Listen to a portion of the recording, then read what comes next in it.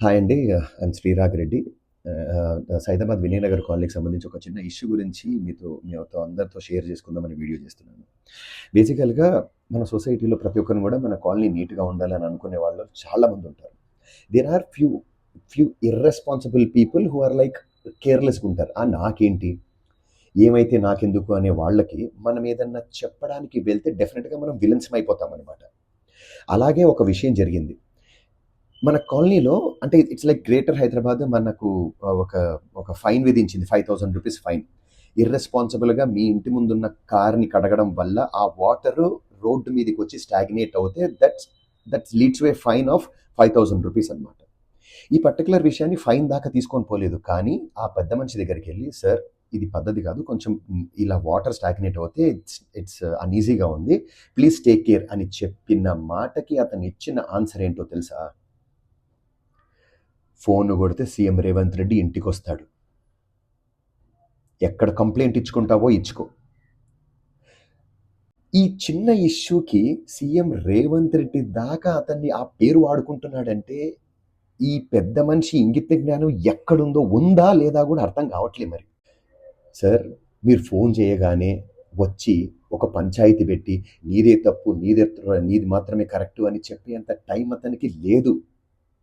నువ్వు ఫోన్ కొట్టగానే తింటున్న అన్నాన్ని కూడా వదిలేసి చెయ్యి కూడా కడుక్కొని వచ్చి నీకు సహాయం చేస్తాననుకోవడము నీ అమాయకత్వం సార్. ఫోన్ కొడితే ఇంటికొచ్చే అంత రిలేషన్ మీకుంటే ఒక సమస్య పరిష్కరించండి. మనందరి ఇంటి ముందు పొద్దున్నే లేవగానే ఒక సారా ప్యాకెట్ పడి ఉంటుంది. అది ఎక్కడి నుంచి వస్తుందో అది మీకు కూడా తెలుసు. అది అవసరం లేదా? ఎవడో ఒకడి ఇంటి ముందు తాగి దొర్లుతున్నారు. మనకు అదంత పెద్ద ఇష్యూ లాగా అయిపోయింది. అది గుర్తు రావట్లేదా? అదే చనువు మీకుంటే అదే ఫోన్ కొట్టి చూపించు సమస్య ఏంటనేది. అలాంటి పరిష్కారం గురించి ఆలోచించండి సార్. నీ కారు గడుక్కుంటూ ఆ వాటర్ స్టాగ్నేట్ అయిపోవడము, ఆ ఒక చిన్న ఇష్యూ గురించి సీఎం రేవంత్ రెడ్డికే కాల్ చేసి అంత చనువుంటే ఈ సమస్య కూడా పరిష్కరించండి. ఇది మన కాలనీ సమస్య. ఇలాంటి వద్దండి. నా ఇల్లు, నా 200 గజాల గురించి రేవంత్ రెడ్డికి కాల్ చేద్దాం. That's it. నీ సమస్య తీరిపోతే చాలు. సొసైటీలో ఎవడ ఎట్లాంటో ఎలా పాడైపోయినా పర్లేదన్నమాట.